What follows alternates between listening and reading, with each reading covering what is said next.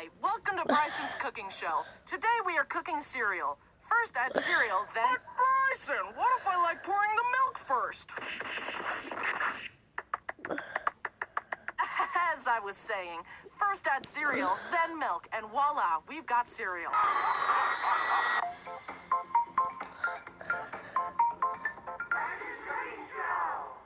Hi, I'm Bryson, and I once started a grease fire in my house. And believe it or not, this is not the first fire that the Haminations family has endured. Let me start at the beginning. Now, almost all these stories revolve around one sibling, the pyromaniac of the family, my oldest brother, Brody. Now, before I decimate my brother's reputation, slander his name permanently, and ensure that he's never allowed within 500 feet of a lighter ever again, let me just preface with this. I love you, Brody. Our journey begins when Brody was 3 years old. I remember it like it was yesterday. Except I wasn't even born yet. My family was visiting our grandparents and uncles, and my Uncle Mark decided to have some bonding time with Brody. It remains a mystery to this day what Uncle Mark was thinking, but he decided to teach Brody how to use a lighter and how to lock doors. Two essential skills for any 3-year-old, obviously.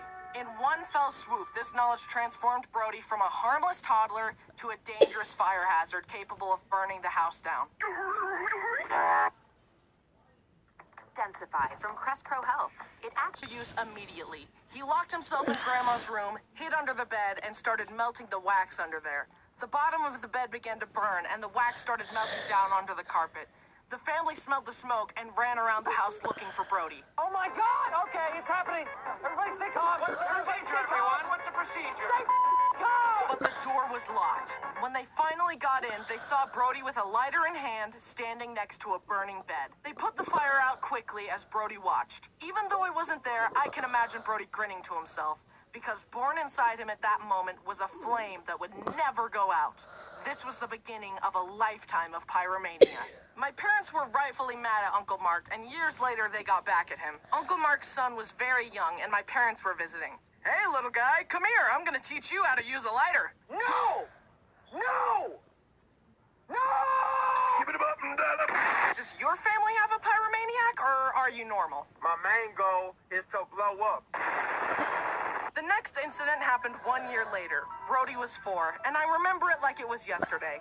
Except I was still not born yet. Mom was outside the house talking to a friend, and Brody was inside unattended. He decided that he wanted a hot dog. He had seen our parents use the microwave before and thought, oh, I just need to put it in the microwave, hit a couple buttons, and hit start. So that's exactly what he did. But he unknowingly set it to over an hour. A while later, Mom's friend noticed smoke coming out of the windows in the house. Mom ran inside in a panic and found Brody with his hot dog. I tried to make a hot dog, but all I got was a piece of poop. The hot dog was reduced to a flaming carbon crisp, burnt to the very core. And that's how my family house almost got burnt down by a hot dog. Then the next year, when Brody was 5, he got glasses. This time I remember it clearly. Except I still hadn't been born yet. Once again, he was left unattended in the kitchen. Brody found a lighter, sat on the counter, and began lighting it over and over. You know, for entertainment. Then he thought, I wonder if my glasses are fireproof. He slowly began to raise the lighter closer and closer to his face, and the lens cracked. Mom? What? What was that noise? Did you break your glasses? Yes. And that's just the tip of the iceberg, or fireberg. Brody, in his teenage and adult life, has regularly set paper towels on fire on the counter, started fires outside for no reason, and put tin foil in the microwave. I'm not even joking. Hey, Brody, what are you cooking?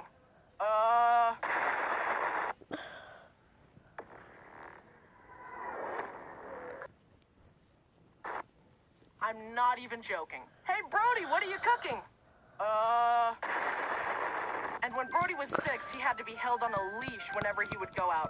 Yeah, he was one of those kids. However, even the leash could not contain his chaotic nature because somehow, in one day, Brody set off a car alarm, an elevator alarm, and an airport alarm. If you haven't figured it out yet, let me just spell it out for you. Brody was a menace to society. He's still a menace, but his wife keeps him in check. Most of the time. Now, all these stories were about Brody, but this isn't Brody's channel. Now it's time to talk about how I started a fire. But at least it was an accident, unlike Brody, who set stuff on fire on purpose. Also, all Brody's stories happened when I was just an unborn soul vibing in the quantum abyss. I kinda miss it. Anyway, on to my grease fire story. At this point, I had finally been born, and I was about to start a family recipe with my roommate, Dallin. The chicken was defrosting, and it was almost ready, so I put some oil in a pot and set the stove on low to heat up and be ready for the chicken. At least I thought I did, but I accidentally put the heat on maximum overdrive. Then I got distracted talking to Dallin and forgot all about the chicken. After a while, the room suddenly started filling with smoke. I wonder what that could be. We looked and saw a plume of smoke coming from the pot. As I ran over to try and fix my horrible mistake, the smoke caught fire and blazed forth an eerie orange glow. I saw into hell in that moment, and the face of Satan stared back at me. Then, for an excruciating couple seconds, I sat there frozen, wondering what to do. Have you heard the term fight or flight? Well, there's actually a third option, freeze. And my brain chose freeze. Dallin saw that I was paralyzed and quickly jumped into action. He grabbed a bowl and carefully covered the pot and extinguished the flame. I was so embarrassed that my big, strong roommate had to save me. I very gingerly helped get rid of the smoke by opening the windows. I cooled and cleaned the pot and very carefully finished the recipe. So good and tasty? I also apologized profusely to Dallin, who insisted that it wasn't a big deal. I honestly can't properly explain how embarrassed and ashamed I was. I was just trying to be an adult and make a meal, and I almost burned my house down. But I learned a valuable lesson. The lesson is, have a roommate who's not afraid of fire. I will be more careful in the future, and hopefully next time I won't freeze. To end things off, I want to encourage you all to be careful and cautious when cooking, because you could literally die. Also, stay away from Brody or he will burn down your house. Fortunately, fire won't be an issue for me, because since my fire incident, I have mastered waterbending. And I've mastered firebending. Don't do this, Brody. Don't challenge me. It won't end well.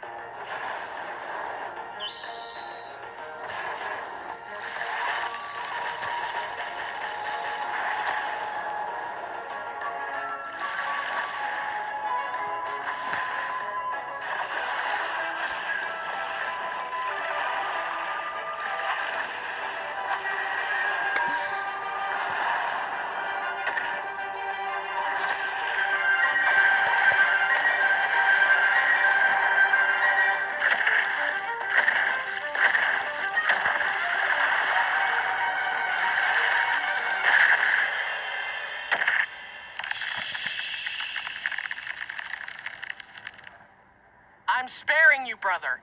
I'm letting you go in the name of our past friendship.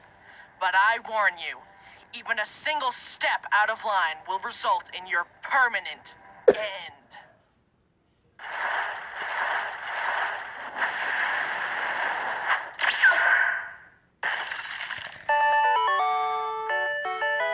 Whatever, this game sucks anyway. You're just mad 'cause you lost. Maybe, but at least my house isn't on fire. Hi, thanks for watching. Wasn't that fight scene amazing? My team did a fantastic job animating it. Thanks to Rushlight Invader and Aroa for storyboarding it. I suffered a lot of sciatica problems as well.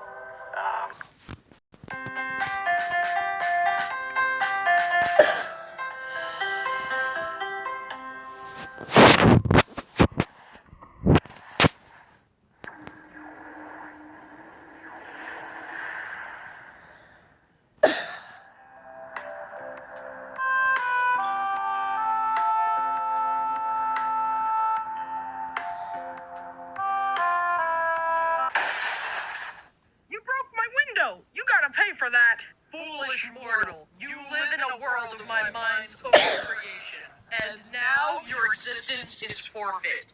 Fall to the earth and perish. FBI, open up! Let him up, boys!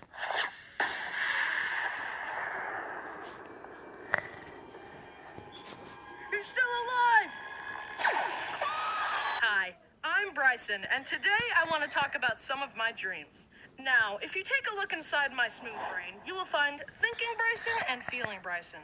Feeling Bryson is usually the one in charge because I'm an emotional boy. Also, I'm stupid. But when I go to sleep, the one in charge is subconscious Bryson. He's the one that makes the dreams, and he's made a lot of them. I've had dreams where I fly, dreams that I cry, dreams where I'm a Jedi, and dreams where I die. So long, Bryson. I've also had a lot of dreams that I'm Spider-Man. But for this video, I'm gonna draw myself as my own Spider-Man that I created. I call it Spider-Ham. But Bryson, there's a real Spider-Ham, and he looks like that. Like this. Anyway, the Spider-Man dreams are always really cool. I get to swing around and just have fun. But a lot of times I'll have some kind of disadvantage in them. For example, in one of them, the webs shot out really slow. You'll never catch me, bad guy. Webs, go!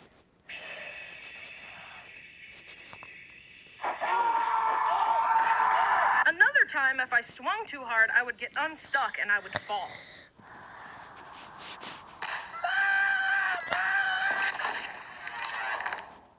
In another one, I couldn't calculate the arcs of my swings properly, meaning as I was swinging, I would hit the ground. In one of them, there was a swordfish who was about to get run over by a car, so I used my webs to save him. Anyways, web slinging is fun, but only when it works. Naturally, the next step from swinging dreams are flying dreams. Humpty Dumpty sat on a wall. The next step from swinging dreams are flying dreams. I had one where I could fly really fast, but only if I held a jump rope for some reason. If I tried it without the jump rope, then... In this one Harry Potter dream, I was on top of a tall tower, and I asked the guy next to me, "Do you know how to fly?" Just mash. He was referring to mashing on a video game controller, like this. But I didn't have a controller, so I jumped, and I mashed, and I could fly. In another dream, I was in a Pokemon game, and again, I could fly because, why not? But then this shady guy came up and said, "Feet on the ground, fast asleep." And for some reason, it made me come to the ground and fall asleep. And then he stole all my Pokemon and items. Anyways, I hate that guy. Also, I have a recurring one where if I wiggle my legs, I can float. It feels so normal in these dreams, like, yeah, I'm floating. So what? But then I get sad when I can't do it in real life. So, I've been talking about the dreams I enjoyed, but now we're moving on to the ones that stress me out.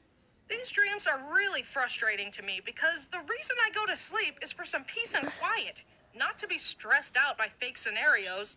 It sucks because I wake up all anxious and sweaty only to realize that it was fake and my brain gave me an anxiety attack for no reason. So, in this one, me and a bunch of people were traveling through a canyon and we encountered this crazy guy. He gave me really bad vibes, but everyone was just like, walk past him, it's probably fine. So I did, but then the guy lunged at me and pulled out a needle and said, "This here snake venom is gonna kill you dead." And he injected me with the snake venom, and I started freaking out. I'm gonna die! He injected me with venom! Ah! But everyone else was just like, it's fine, don't worry about it, you'll probably be okay. And I woke up out of fear. I had one where my whole family hated me, and I woke up all stressed and sad, so I texted them and told them about the dream. If they hated me. But nah, it was just a dream, they still love me. In another one, I was at home and a robber broke into my house. I started running away and screaming, trying to alert my family, but no matter how hard I tried, I couldn't scream loud enough.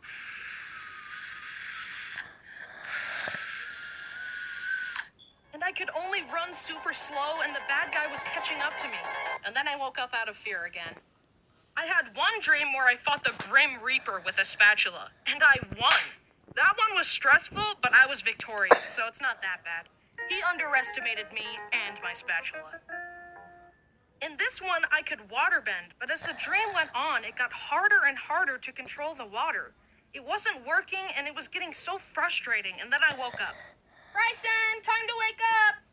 I don't want to get up because I was trying to do the water whip in my dream, and now I'm never going to be a master waterbender because you woke me up!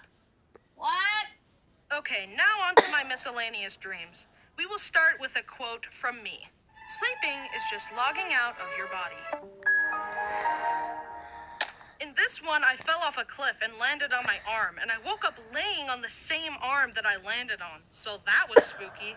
And thus, the line between dreams and reality becomes blurred. Sorry, I'll stop making awesome quotes. In another dream, I went to the backyard of my parents' house. In real life, we have a chicken coop back there with 5 chickens. Penny, Goldie, Becky, Sunny, and Ham. I'll give you 4 guesses which one I named. But in the dream, there were more chickens. Little baby ones and fuzzy ones. Aww. But there was also a duck and a bunch of tortoises. I love animals, so this was a really fun dream. In fact, this was the dream that got me interested in tortoises. And then I visited a reptile place and met some tortoises there, and they recommended a good place to get pet tortoises. And now I have Scooter and Egg, my adorable pet rocks. I love them. I also had a dream where I accidentally stepped on Egg and hurt her. I woke up and cried, and I had to check on her, but it was just a dream. She's fine. When I was young, I had one where I dressed up in a magnet suit and jumped off my back deck, and the suit magnetized me all the way to the city, and I could use it to climb the metal skyscrapers. I had another Harry Potter one, and in it, we would have wizard duels on trampolines. Shushbull Kalupus! Also, apparently I sleep talk. This one time I was in an old apartment that I lived in for college, right before I dropped out.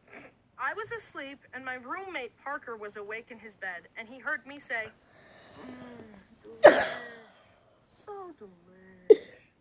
So I guess I was just enjoying a fantastic meal in my sleep. I also die a lot in my dreams. When you think about it, sleep is kind of like a free trial of death. A taste of the sweet release. A chance for our astral bodies to fly free from these limiting meat suits. And taste of the comfort and bliss that the afterlife offers. But sooner or later, we all must wake up and ponder. What is the afterlife really like? Where do we go when we fall asleep? And where do we go when our time is up? What if when we die, we wake up and realize it was all just a dream? But we learned things in that dream. So what do we learn from our dreams within this dream? Anyway, you're welcome for the free existential crisis. That's all for me. Tune in next month for another wacky and silly Haminations video. Bye-bye! Oh, it was all just a dream.